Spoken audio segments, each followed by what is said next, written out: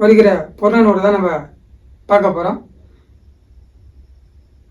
8 புறநானூறு, அகநானூறு, பயிற்று 10 அந்த மாதிரி 8 நூல்களை தொகுத்து இருக்கிறதுனால அது 8 தொகைன்னு அப்படின்னு சொல்லப்படுது.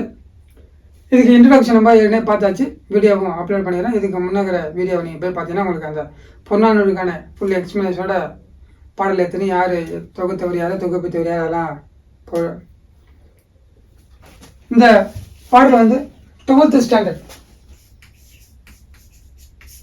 தமிழ் புக்கு 12th ஸ்டாண்டர்டில் வர பாடல் இது.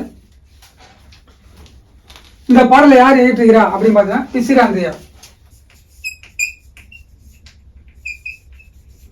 பிசிராந்தையார் தான் இந்த பாடலை வந்து நம்மளுக்கு ஏற்றுகிறாரு.